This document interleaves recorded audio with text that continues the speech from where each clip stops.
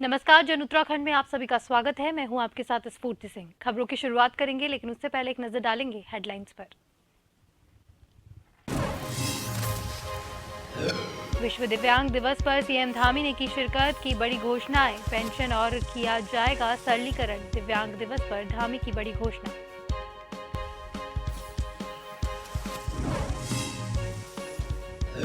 उत्तराखंड में 2 दिन के विधानसभा सत्र पर वार पलटवार जारी। हरिद्वार देहात विधायक अनुपमा रावत की धामी सरकार को घेरा, कहा जानबूझकर खत्म किया गया जल्दी सत्र। रुड़की के भगवानपुर में एक घर से अनाज की टंकी में मिला शव। 3 लोगों के साथ मकान में रहता था मृतक। तीनों फरार, पुलिस जांच में जुटी।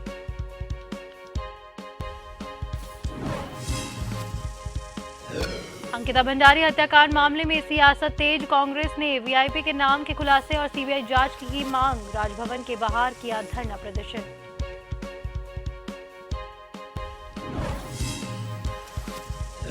और बॉलीवुड स्टार उर्वशी रौतेला पहुंची अपने गृह क्षेत्र कोटद्वार। प्रसिद्ध पौराणिक सिद्धि पीठ सिद्धबली धाम बाबा के किए दर्शन।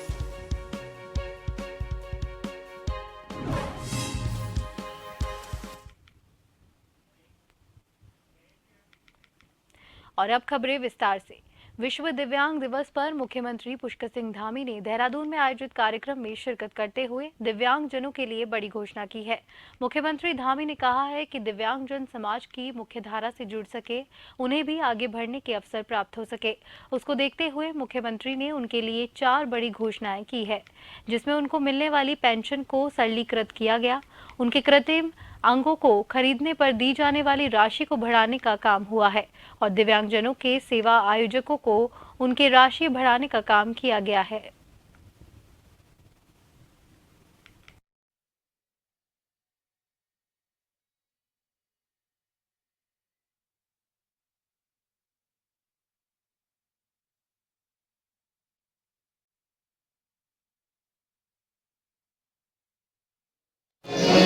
सबसे पहले तो मैं विश्व दिव्यांग दिवस के अवसर पर सभी दिव्यांग भाई बहनों को बहुत शुभकामनाएं देता हूं, बहुत बधाई देता हूं कि वो सकारात्मक रूप से आगे बढ़ें, जीवन के हर क्षेत्र में आगे बढ़ें और अपना योगदान जहां अपने लिए, अपने परिवार के लिए, वहीं प्रदेश और देश की तरक्की में भी अपना योगदान सुनिश्चित करें। आज के इस अवसर पर दिव्यांग व्यक्तियों के सेवाधिक अधिकारियों को राज्य स्तरीय पुरस्कार के रूप में जो राशि 5,000 रुपये दी जाती थी, उसको हमने 8,000 रुपये करने का निर्णय लिया है। दिव्यांगजनों को जो अपने सहायक उपकरणों के लिए जो 3,500 रुपये की धनराशि मिलती थी, उसको 7,000 रुपये करने का भी हमने आज यहाँ पर निर्णय लिया है। और साथ ही जो वृद्धावस्था पेंशन में कुछ जटिलताएँ आ रही थी, इनके पुत्र पौत्र 20 साल से अधिक हो जा रहे थे, तो उसको भी सरलीकृत करते हुए उनको भी यह पेंशन राशि दी जाएगी, पूर्व की भांति उनको पेंशन की राशि दी जाएगी। उत्तराखंड में समान नागरिक संहिता का मूल के लिए बनाई गई कमेटी का कार्यकाल मुख्यमंत्री पुष्कर सिंह धामी ने बढ़ा दिया है। मुख्यमंत्री पुष्कर सिंह धामी ने कहा है कि कमेटी के द्वारा राज्य भर में विभिन्न जगहों पर कार्यक्रम आयोजित किए जा रहे हैं, जिसमें जनता के सुझाव लेने का काम कमेटी कर रही है। सीएम धामी ने कहा कि उन्हें उम्मीद है कि कमेटी का जो कार्यकाल बढ़ाया गया है, उस कार्यकाल के खत्म होने से पहले कमेटी इस कानून का ड्राफ्ट तैयार कर लेगी। बता दें कि यूसीसी कानून के लिए बनाई गई 5 सदस्य कमेटी का कार्यकाल 27 नवंबर को समाप्त हो गया था, जिसे एक बार फिर से 27 मई 2023 तक के लिए सरकार की तरफ से बढ़ा दिया गया।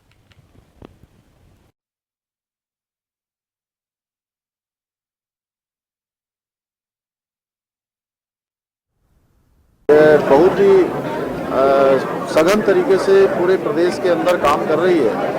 अनेक स्थानों पर जाकर उन्होंने जन संवाद स्थापित किए हैं, कई कार्यशालाएं की हैं और लगातार ड्राफ्ट बनाने की प्रक्रिया चल रही है। इस प्रक्रिया में कुछ समय और लगेगा, इसलिए हमने उसको 6 माह के लिए विस्तारित किया है, लेकिन उससे पहले ही जो है यूसीसी अपना काम कर लेगी। भाजपा के 2 दिन के विधानसभा सत्र को लेकर हरिद्वार देहात से विधायक अनुपमा रावत ने पीसी करके सरकार पर जमकर हमला किया है। अनुपमा रावत ने आक्रोश जताते हुए कहा कि उनकी क्षेत्र की जनता ने कई समस्याएं उनको बताई थी और सत्र के लिए उन्होंने कई सवाल लाए थे, लेकिन जनता की समस्या और जनता के सवालों को लेकर सरकार तक पहुंचाने का मौका नहीं दिया गया। और जानबूझकर 2 दिन में ही सत्र को खत्म कर दिया गया। ऐसे में वे जनता की समस्याओं को सरकार तक कैसे पहुंचाती। अनुपमा रावत ने कहा कि उनके मन में यह टीह रह गई है कि वो जनता के सवालों को सदन में नहीं रख पाई।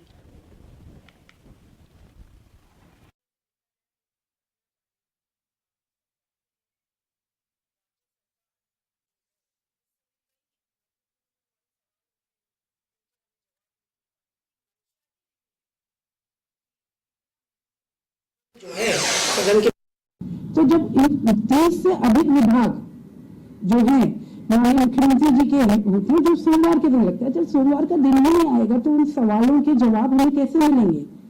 रोजगार सबसे बड़ा इशू है, तो मैं उससे रिलेटेड, उद्योग से रिलेटेड एक मैंने बहुत सार्थक एक सवाल लगाया था, उसका जवाब मेरे को नहीं मिल रहा। मैं क्या हम क्या अपने क्षेत्र में जाकर अपनी जनता को, अपने युवाओं को बात करें। काशीपुर के बरखेड़ा पांडे में भारतीय किसान यूनियन के बैनर तले जमीन बचाओ किसान पंचायत के नारे के साथ स्थानीय किसानों ने आज से भूख हड़ताल शुरू कर दी है। भूख हड़ताल पर बैठे किसानों का कहना है कि वे अपनी मांगों को लेकर सरकार तक रखने और किसानों को उनका हक दिलाने तक ये भूख हड़ताल जारी रखेंगे। दरअसल उत्तराखंड हाईकोर्ट के आदेश के बाद सीलिंग की जमीन वापस लेने के आदेश के नोटिस के बाद किसानों ने बरखेड़ा पांडे गांव में बीते दिनों एक महापंचायत का आयोजन किया था। इस महापंचायत में किसान नेताओं के साथ भारतीय किसान यूनियन के नेता और किसान आंदोलन के मुख्य सूत्रधार राकेश टिकैत ने भी शिरकत की थी और यहां आकर सरकार से किसानों की जमीनें वापस किए जाने की मांग की थी। आज धरने का 8वां दिन रहा। काशीपुर ब्लॉक के बरखेड़ा पांडे गिरदिहाई में ये हमारा भारतीय किसान यूनियन के बैनर तले भूमि बचाओ किसान आंदोलन चल रहा है और ये 8वां दिन आज रहा हमारा। और भूख हड़ताल पर जो कि ऐलान किया था कल यहाँ की समिति ने कि रोज के 9 बजे से लेकर 5 बजे तक भूख हड़ताल पर हमारे 3 किसान बैठेंगे और वो आज बैठे। चंपावत जनपद के तिराही टनकपुर शारदा रेंज के वन क्षेत्राधिकारी महेश सिंह बिष्ट ने अपनी टीम के साथ मुखबिर की सूचना पर चंपावत राष्ट्रीय राजमार्ग पर स्थित काकराली गेट बैरियर पर चेकिंग के दौरान एक अशोका लैंडेड कैटर के अवैध रूप से चलाए जा रहे 207 पीपे लीसा बरामद किया, जिसका कुल वजन लगभग 33 क्विंटल बताया जा रहा है, जिसकी कीमत लगभग 8 लाख रुपए आकी गई है। कैंटर का चालक मौका देकर भागने में कामयाब हुआ, वहीं कैंटर को वन विभाग की टीम ने अपने कब्जे में लेकर सीज कर दिया है। अधिकारी श्री बाबूलाल जी के दिशा निर्देशन में और मुखबिर खास की सूचना पर ककराली गेट पर नियमित चेकिंग के दौरान एक हमें कैंटर आता हुआ देखा, जिसमें हमें चेक कर रहा था। उसमें अवैध रूप से 207 लीसे के टीन बरामद किए गए और उसको कैंटर को पकड़कर अपने रेंज कैंपस में सीज करके खड़ा कर दिया। रुड़की में मकान मालिक रात के समय अचानक अपने किराएदारों का हाल जानने के लिए पहुंचा। अनाज की टंकी से खून बाहर आने पर उसके होश उड़ गए। बदबू आने पर वह जब टंकी में झांक कर देखा तो चीख निकल पड़ी। उसके अंदर एक नौजवान का शव पड़ा हुआ था, जिसे धारदार हथियार से कत्ल किया गया था। दिन दहलाने वाले इस नज़ारे में किसी भूतिया फिल्म का नहीं, बल्कि हरिद्वार के भगवानपुर क्षेत्र में हुई कत्ल की एक सनसनीखेज वारदात का है। आधी रात पुलिस कप्तान अजय सिंह मौके पर पहुंचे और घटना की जानकारी ली। इसके बाद एसपी देहात स्वप्न किशोर सिंह ने कोतवाली प्रभारी अमरजीत सिंह समेत सभी आला अधिकारी सुबह तक युवक की शिनाख्त करने के लिए जुट गए। आखिरकार युवक की पहचान नितिन भंडारी चोरीखाल पाबो पोडी गढ़वाल के रूप में हुई है। पुलिस एक महिला उसके पार्टनर की तलाश में जुटी हुई है।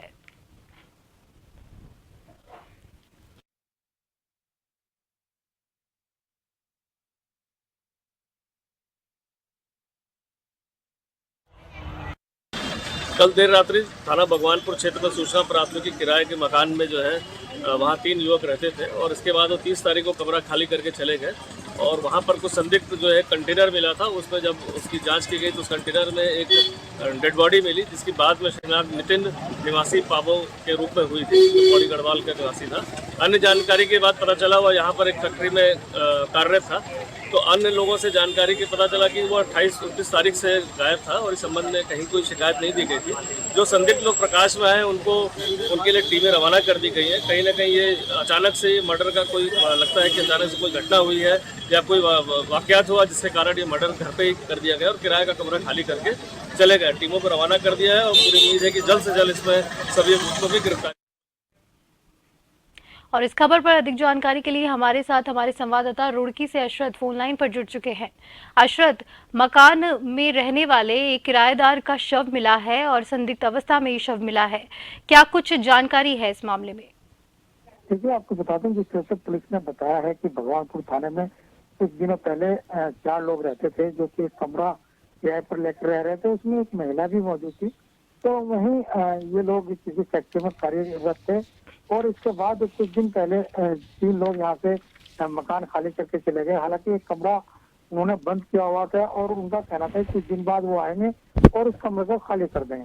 पर कहीं ना कहीं जो मकान मालिक को कुछ संदेह हुआ तो उसने कमरा खोला, उसमें उसे बहुत ज्यादा बदबू आई, जिसके बाद उसने पुलिस को सूचना दी। पुलिस वहां पर पहुंची तो अनाज की टंकी में एक शव मिला, जिसको देखकर सभी लोग हैरत में रह गए। उसके बाद पूरी जांच पड़ताल की गई। हालांकि अगर बात की जाए तो हरिद्वार कप्तान भी रात को ही मौके पर पहुंचे और उन्होंने जो है आरोपियों को तलाश के लिए जो है तमाम तरह की टीमें वहां पर अलग अलग रवाना की हैं और जो भगवानपुर थाना एसओ है उनको भी अलर्ट किया है कि जल्द से जल्द इस मामले का खुलासा करें। जी अशरत, बहुत बहुत धन्यवाद आपका तमाम जानकारी साझा करने के लिए।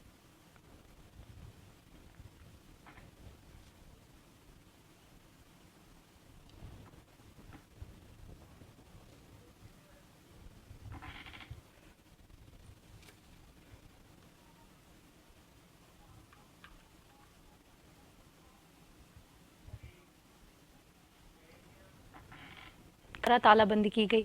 मौके पर पहुंचे पुलिस ने व्यवस्थाओं को दुरुस्त किया। हालांकि छात्र नेताओं की तालाबंदी फिर भी जारी रही। इस दौरान प्राचार्य सहित अन्य शिक्षक भी महाविद्यालय के भीतर नहीं जा सके। छात्र नेताओं की मांग है कि जब तक छात्र संघ चुनाव की तिथि घोषित नहीं की जाती तब तक उनका धरना प्रदर्शन और तालाबंदी जारी रहेगी। छात्र नेता महेश बिष्ट, देवेंद्र सिंह नेनवाल और शेखर पांडे ने अपने संयुक्त बयान में कहा है कि यहाँ लंबे समय से ज्ञापन देने के बाद भी अभी तक छात्र संघ चुनाव की तिथि घोषित नहीं की गई है। ऐसे में उनकी प्रमुख मांगे है कि जब तक छात्र संघ चुनाव की तिथि घोषित नहीं की जाती तब तक उनकी तालाबंदी और धरना प्रदर्शन यूं ही जारी रहेगा।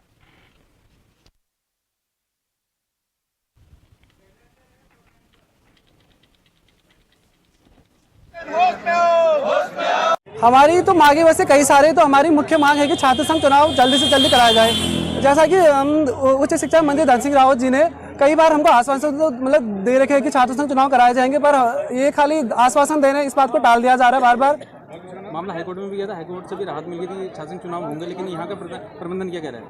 यहाँ का प्रबंधन कह रहा है कि आगे से अगर आएगी इस बार की तो हम छात्र संघ चुनाव कराएंगे। तो आगे आप क्या करेंगे आप लोग? जब तक छात्र संघ चुनाव की कोई डेट अगर घोषित नहीं हुई तो तब तक हम यहाँ पे तालाबंदी करेंगे। यहाँ पे जब तक छात्र संघ की तिथि घोषित नहीं होगी तब तक हम यहाँ पे तालाबंदी रखेंगे। क्या मांग है, किस वजह से धरना प्रदर्शन जारी है? हमारी मांगे ये है कि हमारी कोई सुनवाई नहीं हो रही कॉलेज के अंदर और हमारे ऊपर से कोई डेट नहीं आ रही है। कॉलेज प्रशासन से कहा जा रहा है तो कॉलेज प्रशासन बोला है कि ऊपर से कोई डेट नहीं आएगी तब तक हम कुछ नहीं करेंगे। शिक्षा मंत्री यहाँ पर आए थे, उन्होंने आश्वासन दिया था, क्या लगता है? शिक्षा मंत्री जी ने कहा कि आप अपनी तैयारी चालू रखिए, डेट जरूर आएगी, मगर कोई डेट नहीं आ रही है। 12 तारीख से एग्जाम चालू है। मांगे पूरी नहीं होती, क्या करेंगे आज? मांगे पूरी नहीं होगी तब तक हम यहाँ धरना प्रदर्शन करेंगे। ये ज्ञापन दिया है कि ये छात्र संघ चुनाव की इनकी डिमांड है और जो हमने अपने उच्चाधिकारियों को इनका ज्ञापन प्रेषित कर दिया है और जैसा कि हमें निर्देश प्राप्त होंगे उस हिसाब से हम कार्यवाही करेंगे आगे। कुछ विद्यालय में जो लाइब्रेरी की समस्या बताई थी, शौचालय वगैरह, इनको लेकर के भी मांगे बता? हाँ, जो कह रहे हैं ये पुस्तकालय के लिए, तो हमें जो भी ग्रांट हमें मिली थी लाइब्रेरी के लिए तो हमने बुक्स का ऑर्डर पहले से ही कर रखा है और बुक्स हमें मोस्ट प्रोबेबली आज या कल में मिल जाएंगी। तो थोड़ा चढ़ाने में उसमें प्रोसेस में 3-4 दिन का समय लगता है, जहां तक है हम अगले हफ्ते से इनको इशू कर देंगे बुक्स। चुनाव एक बड़ा मुद्दा बनाया हुआ है। हाँ। सबसे अहम मुद्दा वही देखा जा रहा है, तो उसमें कब तक जो है इनकी जो समस्या है उसका समाधान होने की कार्रवाई? ये तो महाविद्यालय स्तर का ये मामला नहीं है, ये तो उच्च स्तर का मामला है। जैसा भी वहाँ से हमें निर्देश प्राप्त होंगे हम उसी के अनुसार कार्रवाई करेंगे।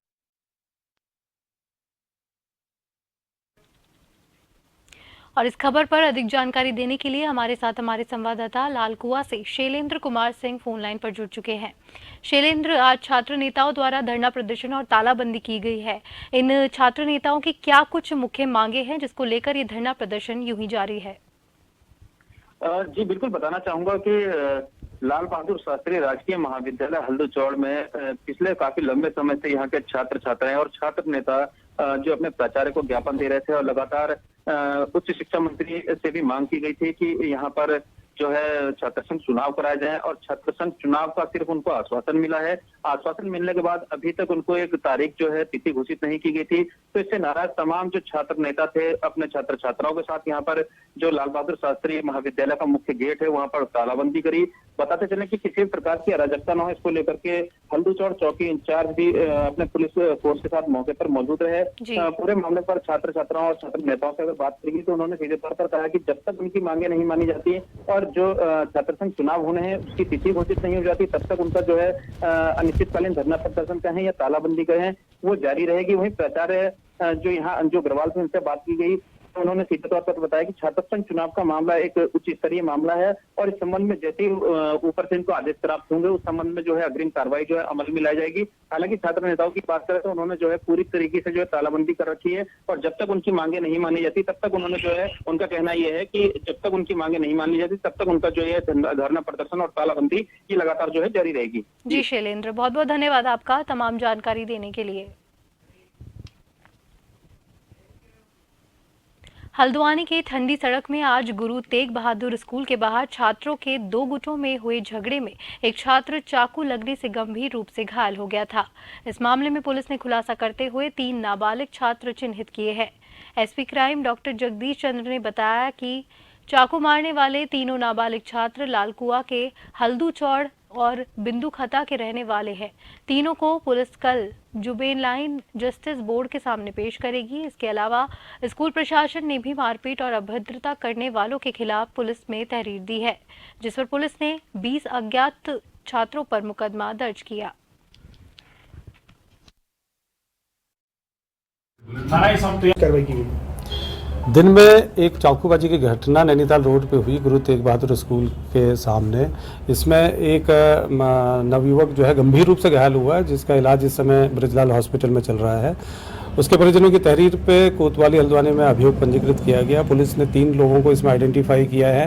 ये तीनों ही नाबालिग हैं और इनको कल जे बोर्ड के सामने प्रस्तुत किया जाएगा, पेश किया जाएगा। जो घटना का मोटिव है वो ये पता चला है कि ये आपस में जान पहचान के लोग थे। कुछ दिन पहले आपस में ये लोग घूमने गए थे और उसके बाद इनमें कुछ कहासुनी हुई थी। कल पुनः फिर इनमें आपस में एक वेंकट हॉल में 3 पानी के पास आपस में कहासुनी हुई और मारपीट भी हुई है। आज राजीनामे के लिए इनको बुलाया गया था, इन 2-3 लड़कों को। उस जगह पे काफ़ी संख्या में पहले से ही लड़के मौजूद थे और उसी घटनाक्रम में एक लड़के को चाकू लगा, जिसकी हालत अभी गंभीर है। बाकी लोगों की भी क्या कार्रवाई कर रहे हैं? इसमें इस प्रथम जो सूचना रिपोर्ट है 307 आईपीसी में लिखी गई है। इसमें 3 लोगों को कल जे बोर्ड के सामने पेश किया जाएगा। जो दूसरा मामला है वो स्कूल प्रशासन की तहरीर। बॉलीवुड स्टार उर्वशी रौतेला आज अपने गृह क्षेत्र कोटद्वार पहुंची। कोटद्वार पहुंचकर प्रसिद्ध पौराणिक सिद्ध पीठ सिद्ध बली धाम बाबा के दर्शन कर उनका आशीर्वाद लिया, जिसके बाद सिद्ध बाबा के भंडारे में जाकर प्रसाद भी खाया। इसी दौरान जब उर्वशी से उनके सोशल मीडिया पर शादी का वायरल वीडियो के बारे में पूछा तो उन्होंने किसी भी सवाल का जवाब देने से इनकार कर दिया और कहा कि आज सिर्फ सिद्ध बली बाबा के दरबार में बाबा का आशीर्वाद लेने आई हूँ और बाबा के दरबार में इस तरह के सवालों से इनकार कर दिया।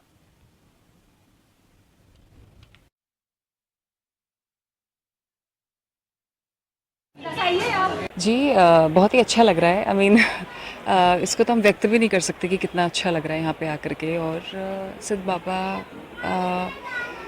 आई थिंक सभी को आना चाहिए, इतनी प्यारी जगह है।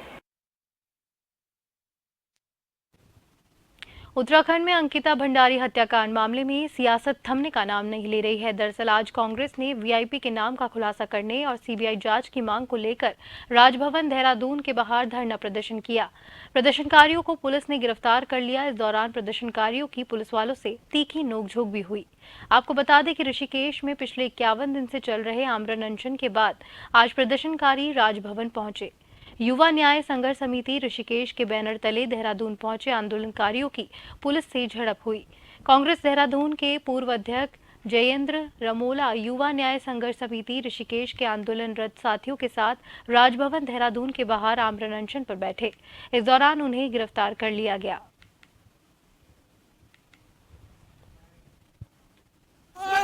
वीआईपी को बचाने के लिए इतनी डेस्परेट है इनकी पुलिस और इनका प्रशासन कि उसके नाम उजागर ना हो इसलिए घबराए हुए हैं। 52 दिन से ज़्यादा हो गए वहाँ आंदोलन को और 14 या 15 दिन हो गए हैं आमरण अनशन को। और जब पहले वाले लोगों को गिरफ्तार कर लिया, दूसरी जो लोग बैठे उनका 7वां दिन था। आज जब किसी ने प्रशासन ने उनकी बात नहीं सुनी तो उन्होंने सोचा कि हम गवर्नर साहब के दफ्तर बाहर जाके धरना करेंगे तो शायद सुन लें। केवल 6 लोग केवल, किसी को नहीं बताया, वहाँ जाके बैठ गए।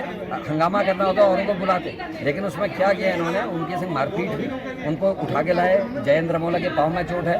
बीजेपी का एक किसान मोर्चे का सदस्य है, उसके पेट में बहुत चोट लगी, उसको हॉस्पिटलाइज कर दिया है। दिल्ली में होटल मालिक की आत्महत्या से उत्तराखंड के एक आईपीएस अधिकारी का नाम जुड़ा है। इसमें महकमे में खलबली मच गई है और चर्चा का माहौल गर्म हो गया है। इस बाबत पुलिस मुख्यालय द्वारा दिल्ली पुलिस को पत्र भेजा गया। पुलिस पर इस आईपीसी अधिकारी का नाम उजागर करना चाहती है ताकि उनके खिलाफ यहां भी जांच करवाई जा सके।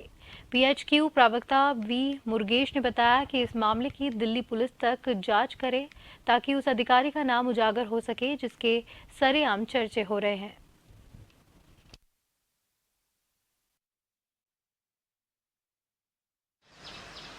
देखिए, एक सोशल मीडिया में पोस्ट आया था कि कोई व्यक्ति वहां पे दिल्ली की ज्यूरिस्डिक्शन में सुसाइड कर लिया है और उस पे उन्होंने कुछ ऐसी बात बताई या क्या हमें भी क्लियर नहीं है। इस संबंध में हमने दिल्ली पुलिस से एक रिक्वेस्ट किया है कि इस पे पूरा जड़ तक जाए, तहकीकात करें, पूरा जांच करा के इस पे जो तथ्य है, जो फैक्ट है वो सामने लाया जाए। ये हमारा रिक्वेस्ट है। उसमें ये भी जो सुसाइड नोट है उसमें ये लिखा गया है कि उत्तराखंड के जो आईपीएस हैं वो दबाव बना रहे थे अपना पैसा मांगने के लिए, इस तरह की कुछ जानकारी आई है। तो क्या दिल्ली से भी कोई इस तरह की सूचना, लेटर वगैरह आया हमारे पास कि उसमें कुछ मांगा हुआ, पूछा? अभी तक मेरे नॉलेज में नहीं है कि कोई दिल्ली पुलिस से कोई लेटर हमें आया हो, वैसा कोई जानकारी। कुछ दिन पहले कुछ युवकों ने चमोली के निवासी विपिन रावत के सिर पर डंडे से प्रहार किया था, जिसकी वजह से विपिन रावत गंभीर रूप से घायल हो गया था और इलाज के लिए उसे महेंद्र इंद्रेश अस्पताल ले जाया गया था।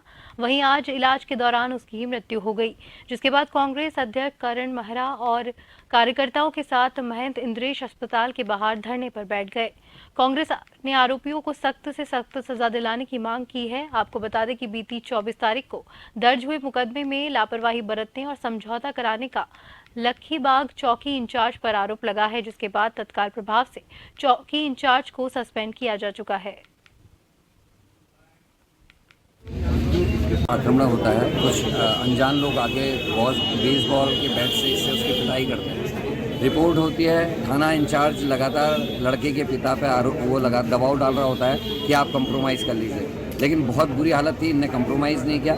बहुत हल्की धाराएं लगाई गई और वो जब लड़का विपिन रावत सुबह 3 बजे मरता है, उसकी मृत्यु हो जाती है अस्पताल में, तब वो आनंद फानंद में उसको गिरफ्तार करते हैं और इतनी हल्की धाराएं लगाते कि हाथों हाथ उसकी जमानत हो जाती है। हमने मांग की है कि 302, 307 लगे और दोबारा से वो चारों लोगों की गिरफ्तारी हो, 4 या 5 जितने लोग उनकी गिरफ्तारी हो। सीसी फुटेज, कैमरे की जो फुटेज है उसको सुरक्षित रखा जाए और इसको न्याय मिले। पूरे प्रदेश की कानून व्यवस्था चौपट है। हम तो मुख्यमंत्री से आपके माध्यम से हाथ जोड़ के निवेदन कर रहे हैं, कितनी बलि और चाहते हैं आप, कितनी मौतें और चाहते हैं? जन उत्तराखंड में फिलहाल के लिए इतना ही। आप देखते रहिए जन टीवी।